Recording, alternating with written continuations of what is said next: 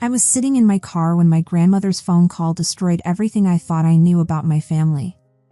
"Willow, honey, how are you feeling?" she asked, her voice thick with worry. "I'm fine, Grandma." "What's wrong?" "Well, I just wanted to check on your health. Your parents told me you've been seriously ill, and that's why you couldn't make it to the wedding."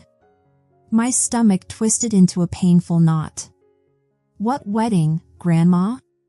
The silence that followed felt endless, just the sound of her breathing and my heartbeat pounding in my ears.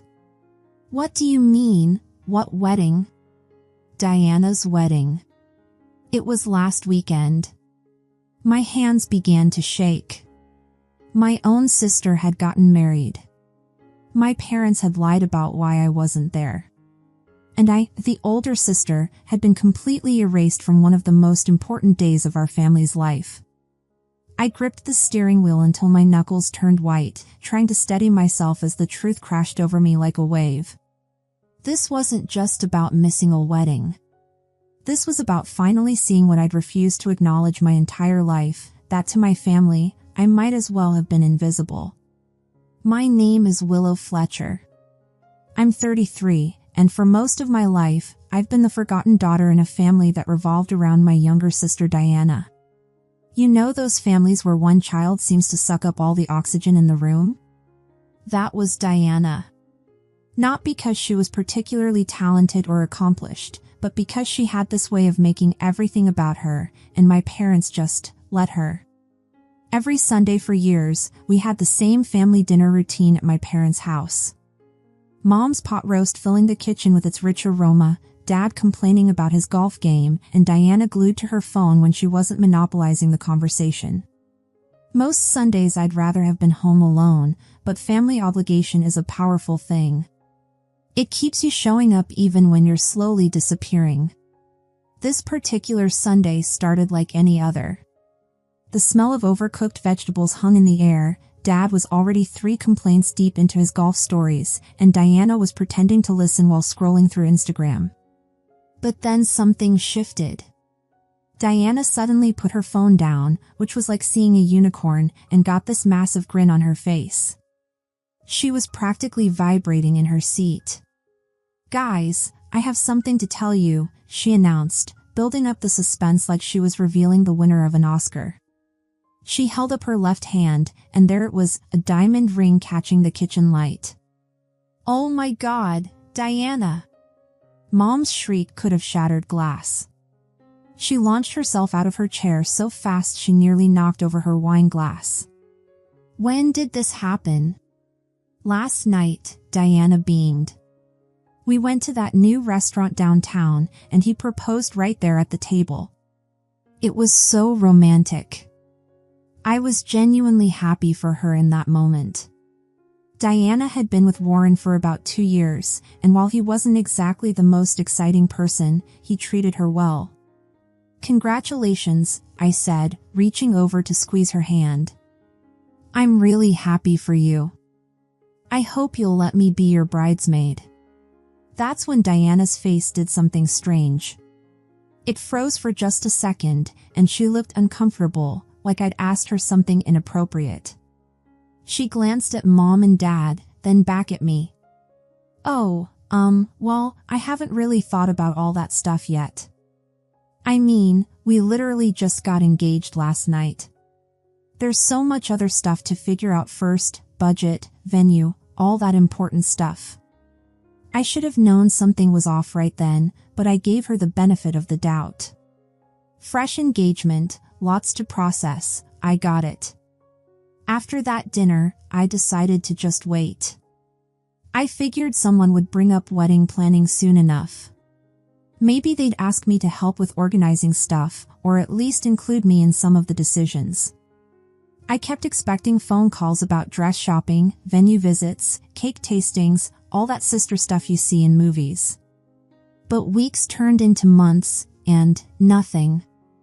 No calls, no texts, no casual mentions of wedding plans during our Sunday dinners. If the wedding came up at all, it was just Diana throwing out vague comments like, "Oh, we're still looking at venues," or "We haven't set a date yet." I started to feel like I was going crazy. Was I supposed to push harder? Was I being too passive?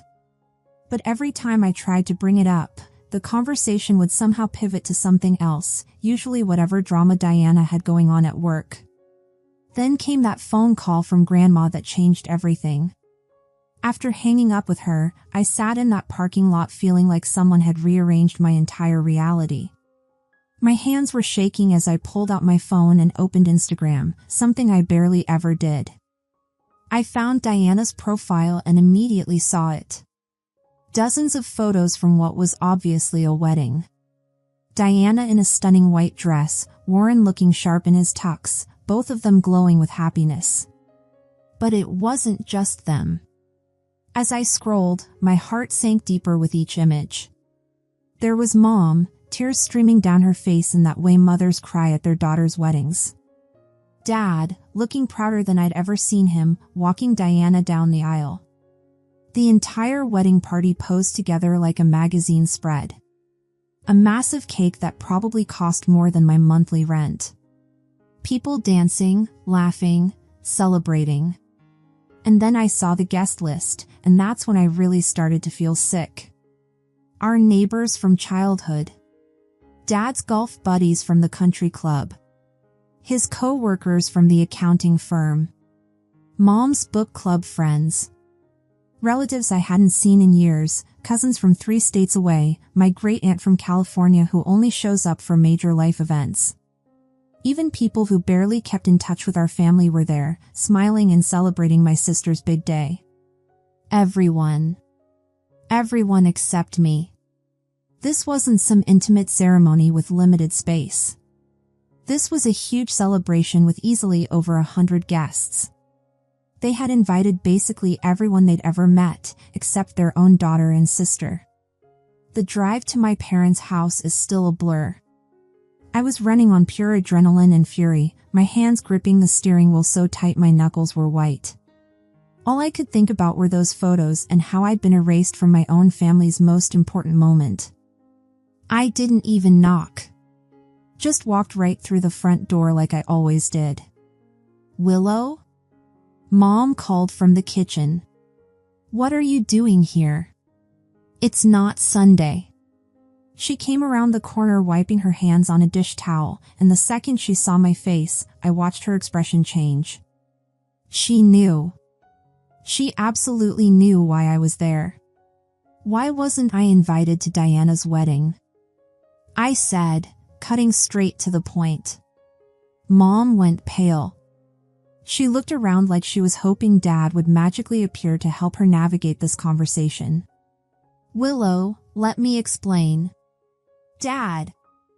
I called out, raising my voice. Get in here. Now. Dad appeared from the living room looking annoyed, like I was interrupting something important. What's all the yelling about? Tell me why I wasn't invited to Diana's wedding. They looked at each other, having one of those silent conversations that married couples do when they're trying to figure out which one of them has to handle the mess. Look, Willow, Mom said weakly, you know you don't really like big parties and crowds and all that stuff. We just figured you wouldn't want to come anyway. I stared at her, honestly speechless for a moment. Are you serious right now? You decided for me that I wouldn't want to come to my own sister's wedding? Well, you never seemed interested when we talked about it, Dad said. You never talked about it. For months, nobody said anything to me about wedding plans. I kept waiting for someone to bring it up, but you all just acted like it wasn't happening. Mom sat down heavily at the kitchen table, suddenly looking older than her years. Willow, you have to understand. No, I don't have to understand anything. Just tell me the real reason. Dad crossed his arms, and I could see him making the decision to stop sugarcoating. Fine. You want the truth? Diana's got her life together. She's successful, she's marrying a lawyer, she's got her career on track. If you'd been at that wedding, what would you have had to talk about? You would have just stood there feeling sorry for yourself. My jaw actually dropped. Excuse me? We didn't want to watch you stand there all alone, feeling bad about yourself because you're not married and don't even have a boyfriend, Mom added quietly, like she was doing me some kind of favor. But you invited Amanda, I said, thinking of our cousin who's 5 years older than me and also single. Mom looked down at her hands. She had nothing to say to that. The real problem, I said, feeling this strange calm wash over me, is that you guys are so used to me never asking for anything that you just forgot I existed. You forgot about my feelings completely. That's not fair, Dad protested. Isn't it? When was the last time any of you asked me how I was doing? When was the last time you included me in anything important? I'm your daughter, and you treated me like I was some distant relative you barely tolerate. The kitchen went quiet except for the hum of the refrigerator. Mom was still staring at her hands, and Dad was looking anywhere but at me. Well, I said, feeling strangely calm all of a sudden, I guess now you know not to expect me to invite you to my wedding. Mom looked up and actually smiled. Willow, honey. Dad straight up laughed. I don't think I'll be waiting around for that invitation anytime soon. Let's be realistic here. You're probably never going to get married. I didn't argue with them. What was the point? They clearly had no idea what was actually going on in my life, and at that moment, I realized I didn't feel like enlightening them anymore. Okay, I said simply. We'll see about that. I turned around and walked out of their house, and during the entire drive back to my apartment, I kept thinking about how wrong they were about everything. They had no clue about my life, and they'd just proven they didn't care enough to find out. Here's what they didn't know. A year earlier, I'd been promoted to deputy director at my company, a huge deal that I'd been excited to share with them. But every time I brought it up, Diana would interrupt with some story about her own job or whatever drama was happening in her life. Eventually, I just stopped trying. 8 months ago, I'd bought my own apartment in one of the nicest neighborhoods in the city. I was incredibly proud of it, my first real home, something that was completely mine. But again, when I tried to tell my family about it, the conversation always got hijacked by Diana's latest news. And then there was the biggest thing they didn't know about. I'd been dating someone for several years. Julian. We'd met back in college, he was in a parallel program to mine, and we'd been friends for a long time. I had no idea his family had money. After college, we lost touch for a while, the way you do when life pulls you in different directions. 7 years ago, when I started working at my current company, I was shocked to see Julian there. He was already in a high-level position, and I later found out that his dad actually owned the company. We reconnected, became friends again, and eventually started dating. About 6 months before Diana's wedding, 6 months before I found out I'd been excluded from my own family, Julian had proposed to me. We'd been engaged for 6 months, and not one person in my family had noticed the ring on my finger. Not once had anyone asked me why I was suddenly wearing jewelry on my left hand. They were all so wrapped up in Diana's world that they didn't pay attention to anything else. Julian and I had decided to keep our relationship quiet. His family was well known in our city, they were always in the local news for business deals or charity work, but they were also very private people. They didn't have social media accounts, didn't like people gossiping about their personal lives. I wasn't from a wealthy family obviously, but I liked their approach. I didn't want people talking about my relationship either, so I kept it to myself. I'd actually tried to tell my family about Julian several times over the years. But every single time I brought him up, Diana would jump in with some story about herself, and my parents would focus on her instead. After a while, I gave up trying. And my parents never once asked me what I'd been trying to tell them. After that confrontation with my parents, I went home and had a long conversation with Julian about everything that had happened. "So what do you want to do?" he asked after I told him the whole story, his eyes gentle but concerned as he held my hands in his. "I want to cross them off our guest list," I said without hesitation. Julian nodded. "I think that's fair. After what they did to you, they don't deserve to be there." We'd already been planning a small wedding anyway, something intimate with just our closest people, maybe 30 guests total.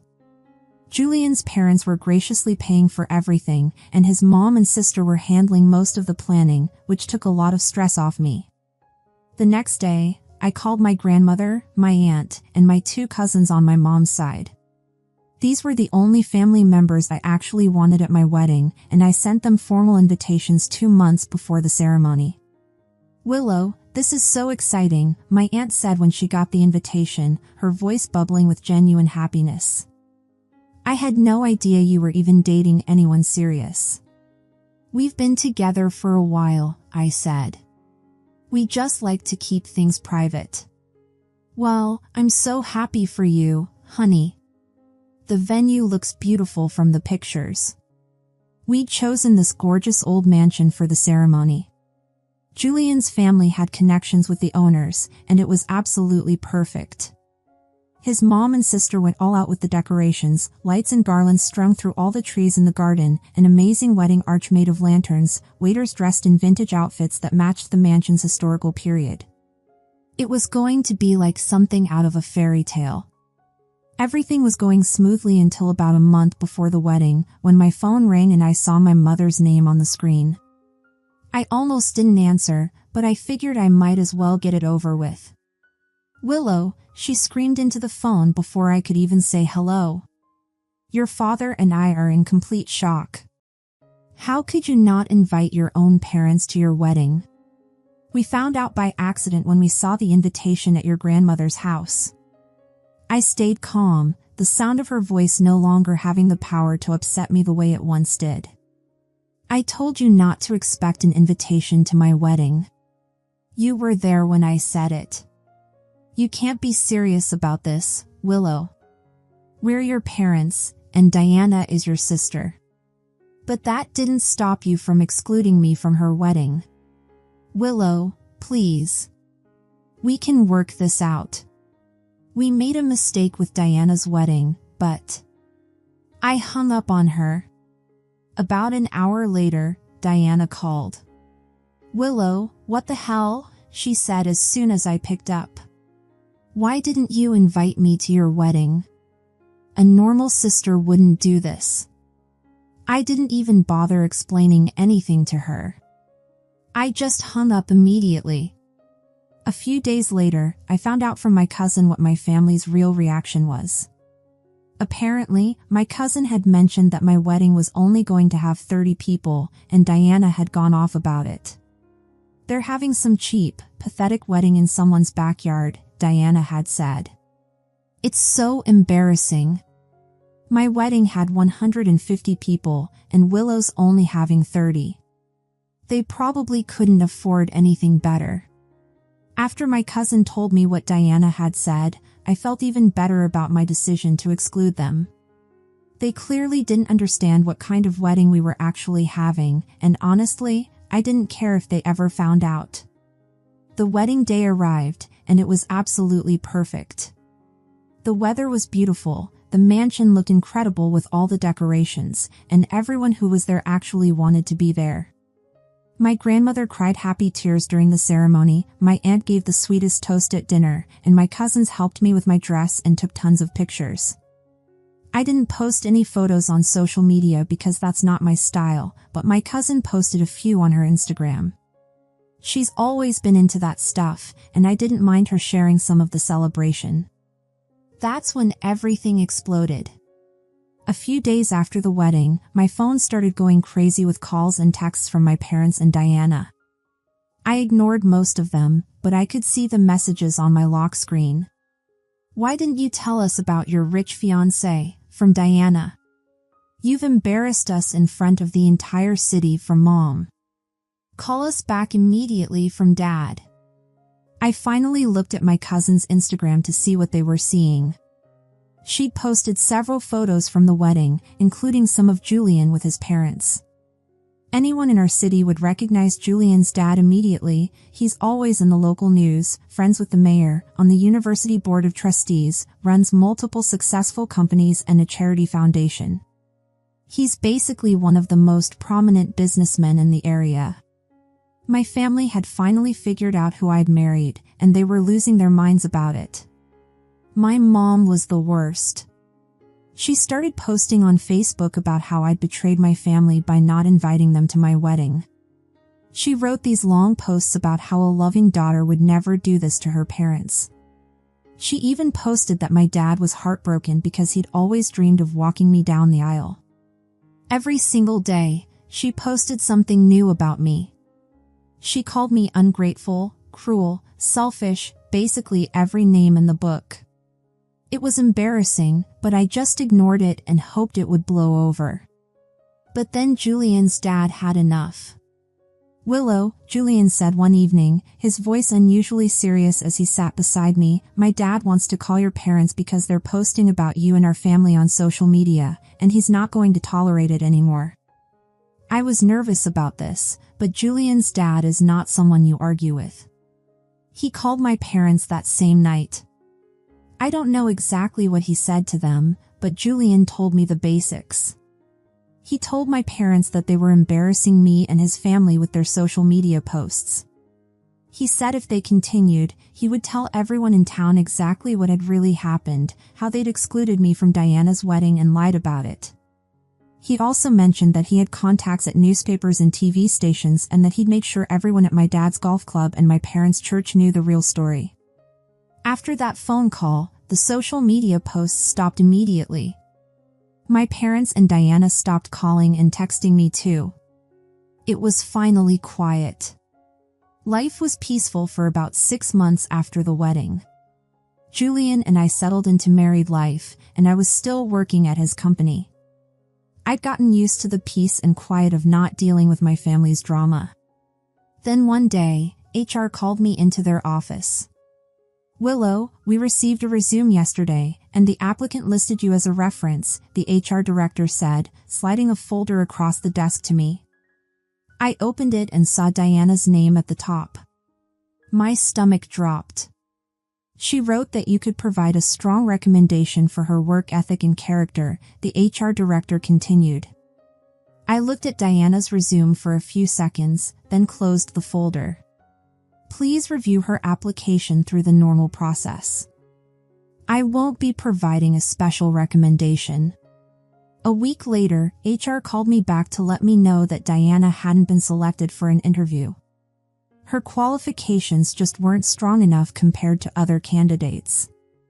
I wasn't surprised. Diana had always been more focused on having fun than building real skills. 2 days after that, my phone rang. It was my mother. "Willow, how could you do this to your sister?" she said without even saying hello. "Diana applied for a job at your company, and you sabotaged her chances." I didn't sabotage anything. I told HR to review her application normally, and she didn't make the cut. You should have helped her. She's your sister. She's the sister who didn't invite me to her wedding, remember? And you're the mother who told me I'd probably never get married. Mom was quiet for a few seconds. "Willow, that's all in the past. Diana needs this job. Then she should have applied somewhere else." I hung up. 3 days later, Diana showed up at my apartment. I opened the door, and she pushed right past me into my living room. "We need to talk," she said. "You can't be serious about this, Willow. You have to help me get that job.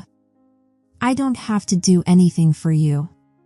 "Yes, you do. You're my sister. Family is supposed to help family." I almost laughed at that. Family is supposed to help family? Where was that philosophy when you were planning your wedding? That was different. No, it wasn't different. You and Mom and Dad made it very clear that I'm not really part of this family. So don't come here now asking for favors. Diana's face got red. You know what? You've always been jealous of me, and this is just your way of getting revenge. I'm not jealous of you, Diana. I just don't want to have anything to do with you anymore. Diana stormed out, slamming my door so hard that my neighbor came out to see what happened. After that, another 6 months went by peacefully.